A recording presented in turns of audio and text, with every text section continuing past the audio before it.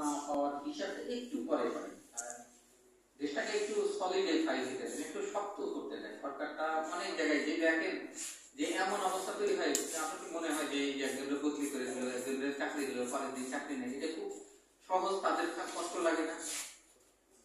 এক পক্ষ এমন ভাবে ধরে আর এক পক্ষ যায় বলে এর তো এই আছে, আমার ডিসি বানায় দিতে, আর একজন বলতেছে এই ডিসির নামে 3 কোটি টাকা লেনদেন করছে। এটা তো শুনতে তো ভালো লাগে না। আপনারা যদি তাড়াহুড়া না করে একটু সময় দেন, সুন্দর সিদ্ধান্ত আসবে। সরকারের একটু সময় দেন আর আমাদের সময় দেন। শোনেন, আমরা সরকারি চাকরি করি, আমরা প্রফেশনাল, সরকারি যে নিয়ম নীতি আছে সে নিয়ম নীতি মাইনে আমরা কাজ করবো। এখন সরকারি নিয়ম নীতিতে যদি বলে যে ওর সাথে কনসাল্ট করে সমস্ত কিছু করা লাগবে, আমরা ওর সাথে কনসাল্ট করবো। যদি আপনি অনেক বড় কিছু, আপনার সাথে যদি সরকার বলে যে এর সাথে কোনো কথা বলা যাবে না এই সিদ্ধান্ত নেওয়ার জন্য, আমরা তার কাছে কথা বলবো না। আর সরকার তো আমাকে এই ক্ষমতাটা দেয় নাই। যদি আমাকে দিত যে এই চেয়ারম্যান সাহেব, মধ্যনগরের চেয়ারম্যান সাহেবের সাথে কথা বলে এই কাজটা করা লাগবে, আমরা যদি না করি আমাদের ধরবে।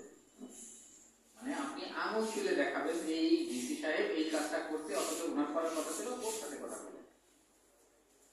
যদি দেখেন আইন কানুনের ব্যত্যয় ঘটছে, এবং এই আইন কানুনের ব্যত্যয় করতে যায় ইউনো কিংবা ডিসি সাহেব কোনো ধরনের স্বার্থের চরিতার্থ করতে, নিজের ব্যক্তিগতভাবে লাভবান হচ্ছে, সেটা কমিশনার স্যার আছেন, আমি আছি ইউনের জন্য, আমাদের জানাবেন।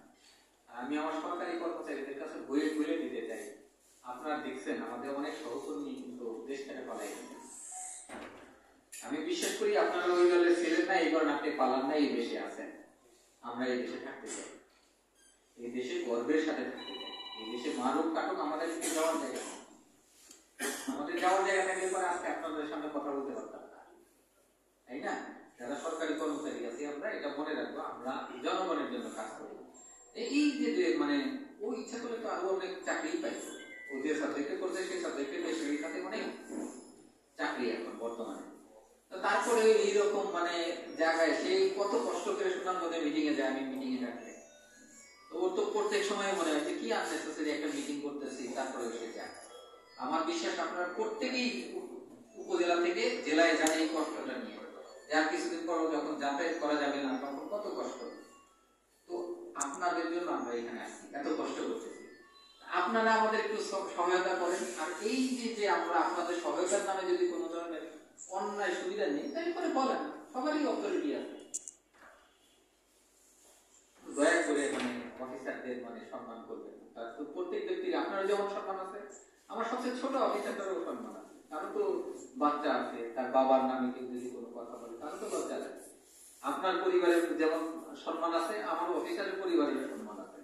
একটু মাথায় রাখবেন, একটু সময় দেন, ব্যক্তিগত লাভ ক্ষতি একটু পরে হিসাব করেন, সরকারটা একটু মানে দাঁড়াইতে দেন, দেখবেন যে কোনো সমস্যায় সমাধান থাকবে না।